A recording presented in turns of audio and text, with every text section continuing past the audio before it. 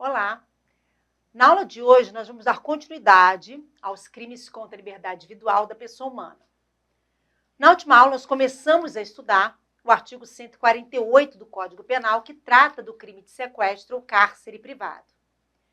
Vimos que o núcleo do tipo é privar, que é diferente de restringir.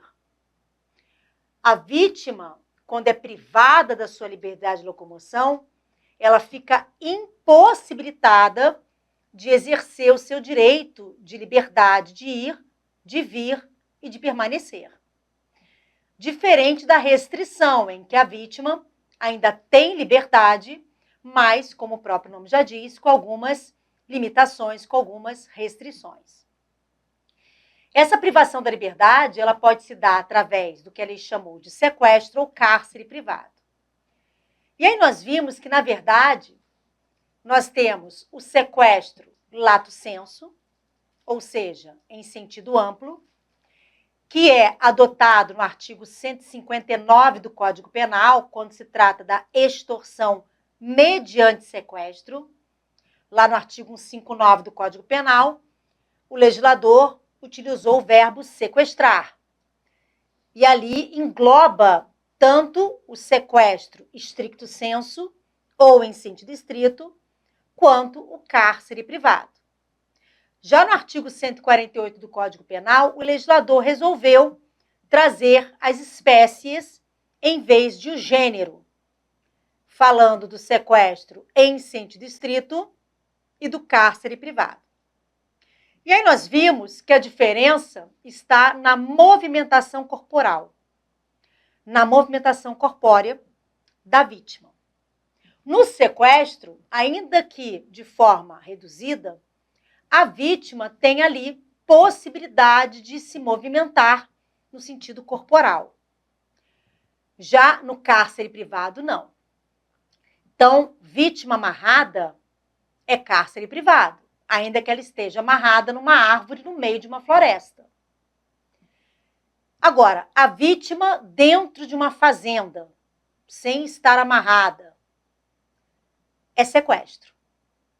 Trancar a vítima no porta-mala de um carro, cárcere privado. Trancar a vítima num lavabo, cárcere privado. Agora, trancar a vítima numa casa, salvo se ela estiver amarrada, sequestro. Sequestro stricto sensu, porque ambos constituem sequestro lato sensu. Na tipificação, no enquadramento típico, não faz diferença se houve um sequestro ou cárcere privado. O que importa é que a vítima tenha sido dolosamente privada da sua possibilidade, da sua liberdade de locomoção. Mas na dosimetria da pena, o cárcere privado vai ter um peso de mais grave. A dosimetria da pena, ela é feita através do sistema trifásico do artigo 68 do Código Penal. O juiz calcula, primeiramente, a chamada pena base, observando as circunstâncias judiciais do artigo 59 do Código Penal. Em seguida, ele vai calcular a pena intermediária, observando agravantes e atenuantes do crime. E, por fim, a pena definitiva, analisando eventuais causas de aumento, majorantes, ou causas de diminuição de pena, minorantes ou privilégios. É no cálculo da pena base, observando o artigo 59 do Código Penal, as chamadas circunstâncias judiciais, que o juiz vai levar em consideração as circunstâncias do crime. E as circunstâncias do cárcere privado é mais grave do que do sequestro, porque no cárcere privado a vítima entra mais em sofrimento do que no sequestro. Então, para a tipificação abstrata do tipo penal, não faz diferença. Mas na dosimetria, isso vai ser levado em consideração pelo juiz no cálculo da pena base, conforme artigo 59 do Código Penal, no que diz respeito às circunstâncias do crime. Pode mostrar o slide, por favor? Bom, sequestro, o cárcere privado, é um crime permanente. Ou seja, a conduta se prolonga no tempo. A conduta de privar, ela vai se prolongar no tempo. Então, não temos um crime instantâneo, e sim um crime permanente. Cuidado para não confundir crime permanente com crime continuado. O crime continuado é uma ficção jurídica prevista no artigo 71 do Código Penal. Vamos lá?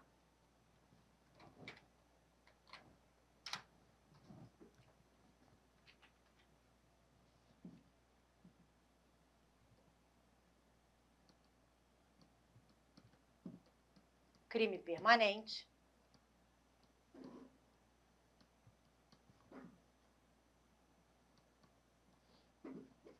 versus crime continuado.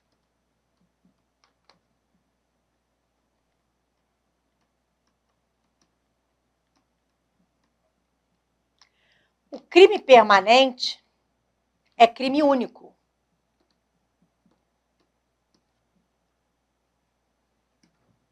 O crime continuado são 2 ou mais crimes. Crimes ou contravenção, né? Ou seja, 2 ou mais infrações penais. No crime permanente, o crime único se prolonga no tempo, a conduta se prolonga no tempo.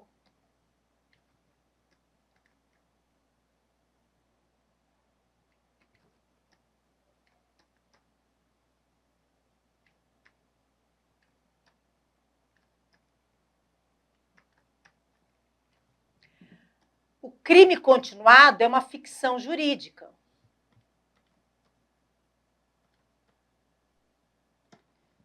É o artigo 71 do Código Penal. É uma modalidade ou uma espécie de concurso de crimes.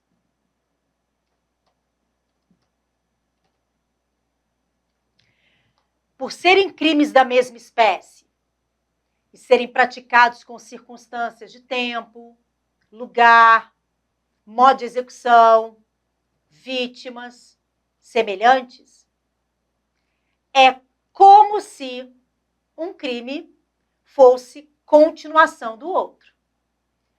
É como se. Por isso a ficção. Não é. Não é. Mas é como se fosse para que a pena fique menor. O crime continuado é uma ficção jurídica para que se aplique ao sujeito que praticou 2 ou mais crimes o sistema ou critério da exasperação, em vez de aplicar a regra, que é o critério do cúmulo das penas. Em regra, se eu pratico 2 ou mais crimes mediante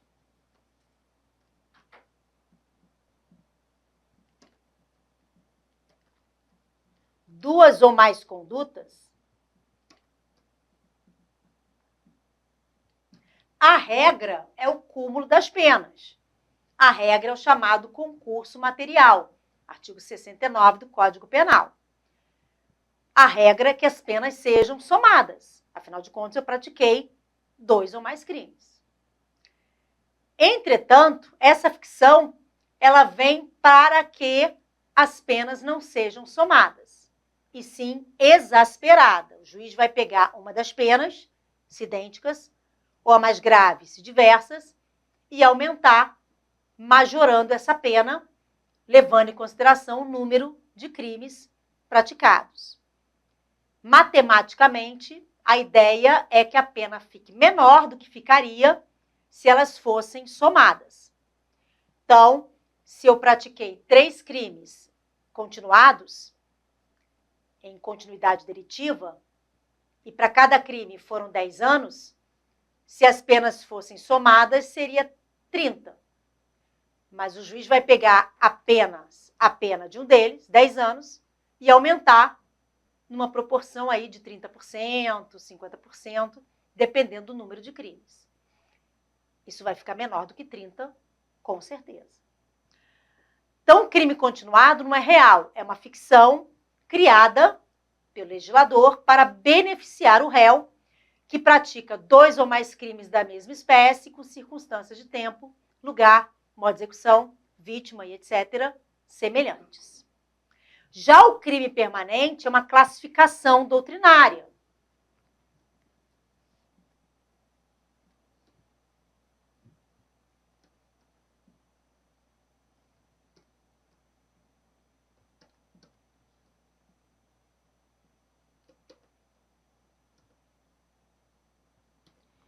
Que vai ser aplicada para crime que tenha esta característica da conduta se prolongar no tempo.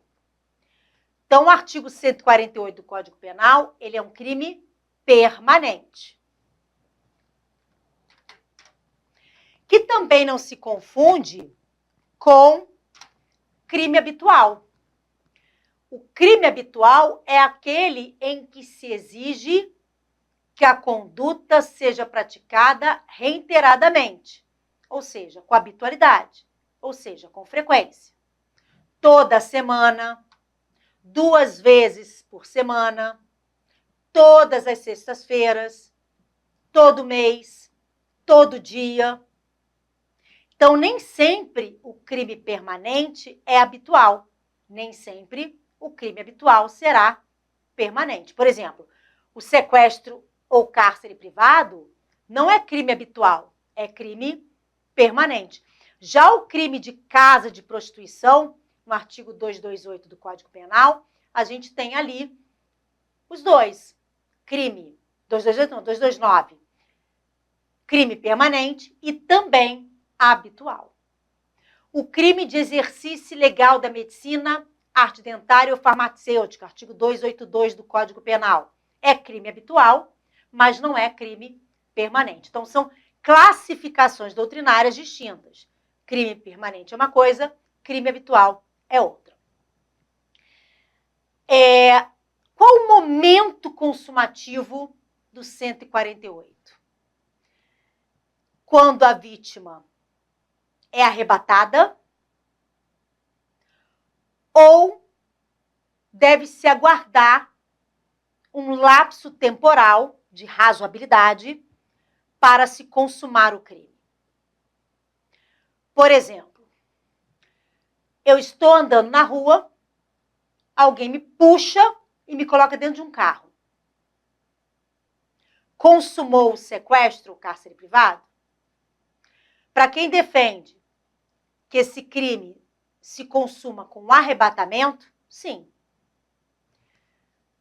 Agora, para quem defende que ele só vai se consumar quando a conduta se prolongar no tempo, ainda não se consumaria, teria que esperar aí um lapso temporal razoável. 24 horas, 2 horas, 1 hora.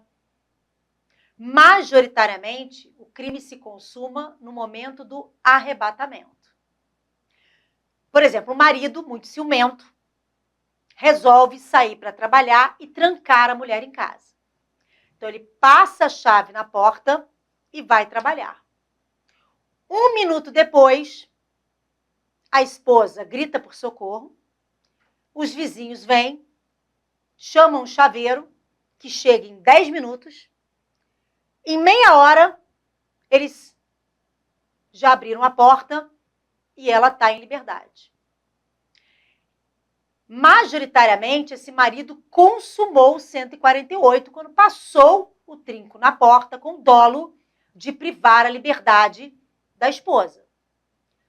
A segunda corrente, minoritária, entende que como ela ficou privada de liberdade por 30 minutos, por circunstâncias alheias à vontade do agente, que ele deveria responder por tentativa do 148 do Código Penal.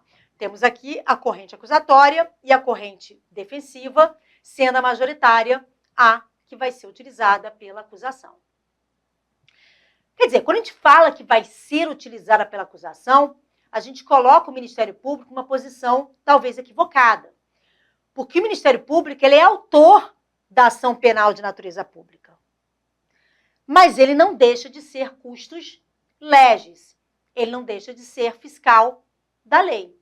Então, nada impede que ele ofereça denúncia, nesse caso, por tentativa de sequestro ou cárcere privado. Se ele entender, como fiscal da lei, que ele tem ali que durar um lapso temporal razoável a privação da liberdade para se consumar o crime. Por outro lado, se ele tiver o entendimento de que o crime se consuma com arrebatamento, vai denunciar por crime de sequestro ou cárcere privado consumado. Pena: reclusão de 1 a 3 anos. Então, nós temos aqui, na sua forma simples, um crime de médio potencial ofensivo. A pena máxima não excede a 2 anos. Temos aqui uma pena mínima de 1 ano, que, em tese, admite o chamado sursi processual, ou suspensão condicional do processo. O sursi processual, ele está previsto no artigo 89 da Lei 9.099 de 95, que é a lei que trata dos juizados especiais criminais.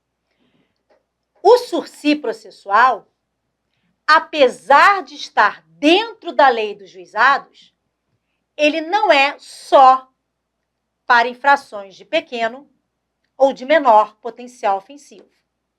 Ele também se aplica para infrações de médio potencial ofensivo, desde que a pena mínima não exceda a 1 ano. Então, o 148 não é de menor ou de pequeno potencial ofensivo, é de médio potencial ofensivo, porque a pena máxima excede a 2 anos. Mas como a mínima não excede a 1, cabe o sursi processual, cabe a suspensão condicional do processo, conforme o artigo 89 da Lei 9.099 de 95. Entretanto, não vai ser possível o sursi processual se a vítima for mulher e o crime tiver sido praticado nas relações domésticas ou familiares. Então, nesse exemplo do marido ciumento que sai para trabalhar e tranca a esposa em casa, ele não teria a possibilidade de suspender condicionalmente o processo, porque a Lei Maria da Penha, 11.340 de 2006, no artigo 41, vedou expressamente a Lei 9.099 de 95.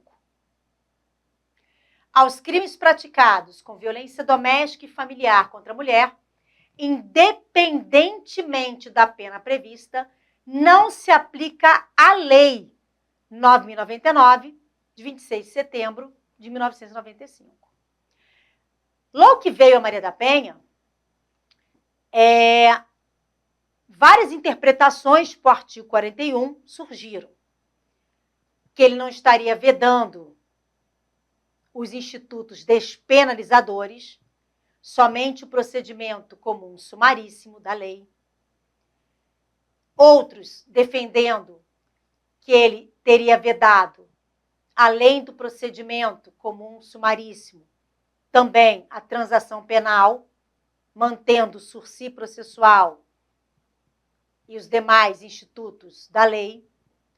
Mas o entendimento que prevaleceu, inclusive sumulado, é de que a lei, no artigo 41, vedou toda, absolutamente toda a Lei 9.099 de 95, e que, portanto, não caberia nada do que está na lei, independentemente de ser aplicável para infrações de pequeno potencial ofensivo ou não. Então, como o sursi processual está dentro desta lei, o que prevaleceu foi de que não tem sursi processual quando a vítima é mulher e o crime foi praticado nas relações domésticas ou familiares. Então, nesse exemplo que eu dei, não caberia o sursi processual, porque a vítima é mulher e o crime foi praticado nas relações domésticas e familiares.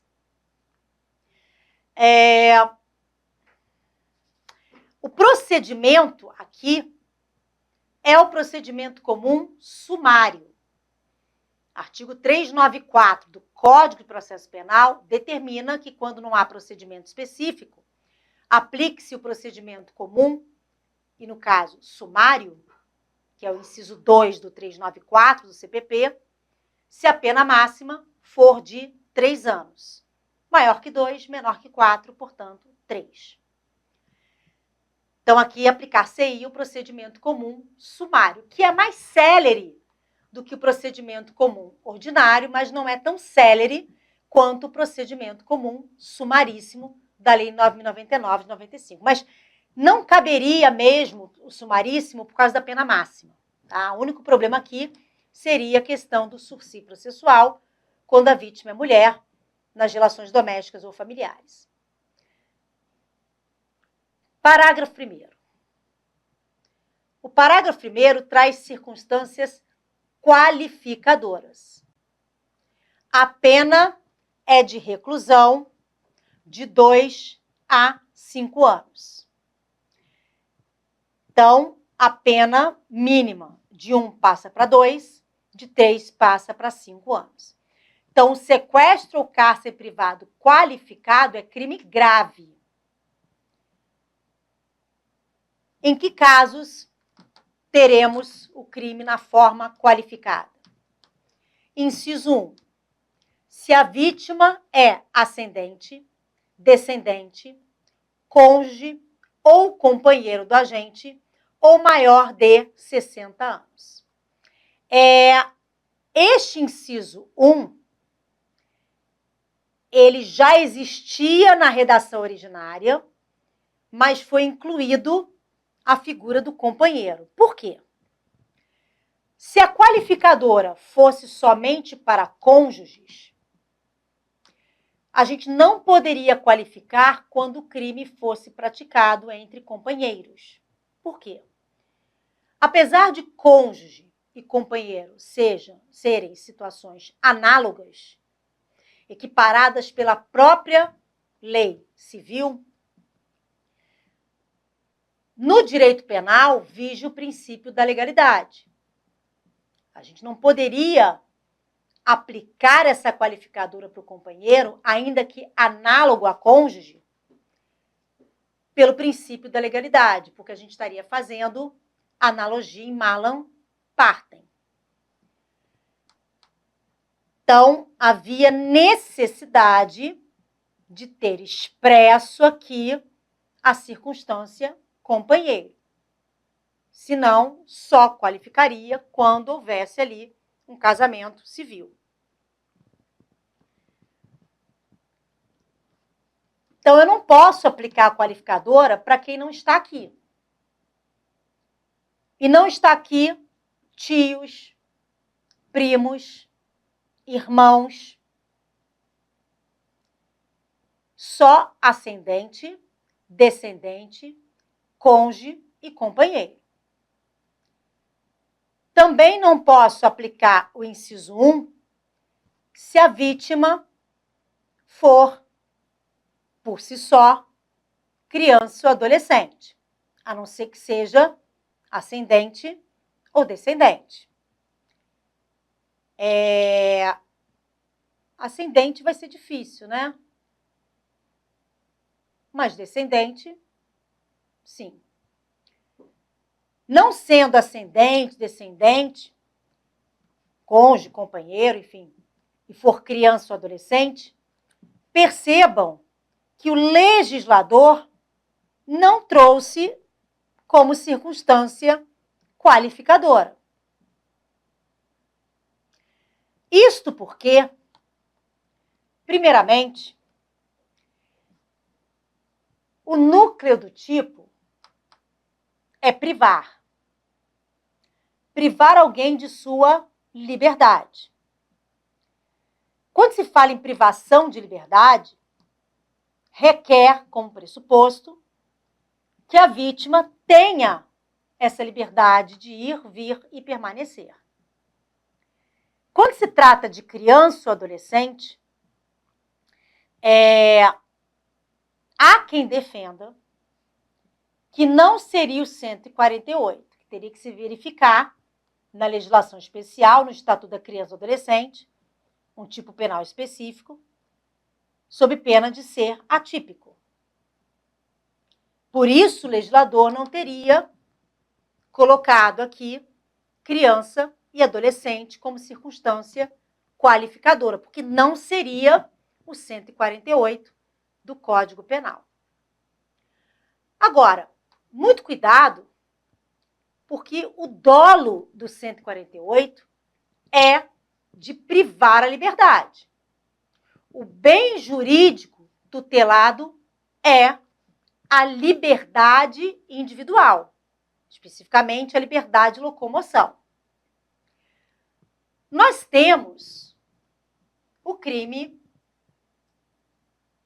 do 249,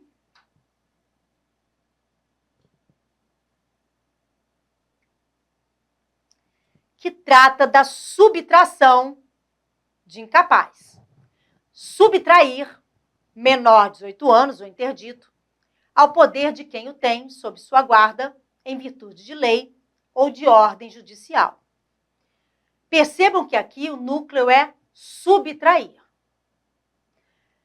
Então, o 249 não é crime permanente, é crime instantâneo. A conduta não precisa se prolongar no tempo.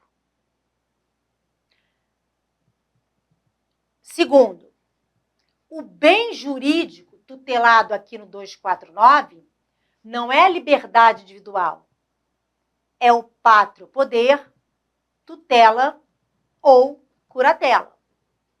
Então, o dolo aqui no 249 não é de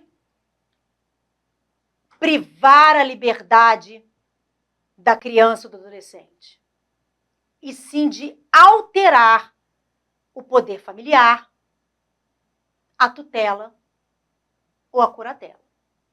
De ferir o poder familiar, a tutela ou a curatela. Então, a pessoa que não pode ter filhos vai numa maternidade e subtrai uma criança do berçário, ela está praticando 249. Ela não está praticando o crime de sequestro ou cárcere privado. Nem é porque a vítima é criança, não vou nem entrar nessa discussão se criança e adolescente podem ser vítimas do 148. Mas no sentido do bem jurídico tutelado. Essa mulher, ou essa pessoa que entrou no berçário e subtraiu o bebê, não tem o dolo de privar a liberdade do bebê, e sim de alterar o poder familiar, passar a ser pai ou mãe daquele bebê, daquela criança. Majoritariamente, as crianças e os adolescentes podem ser vítimas, sim, de sequestro ou cárcere privado. Mas, nesse caso, deve-se verificar o animus agendi, o bem jurídico que ele pretende lesar. Se for o poder familiar, a tutela ou curatela, vai responder pelo 249 do Código Penal, que é crime instantâneo. Caso em contrário, vai responder pela privação da liberdade. Outro ponto importante é no que diz respeito à prescrição. Pode voltar para mim, por favor? No próximo bloco, a gente vai falar sobre isso. Até já.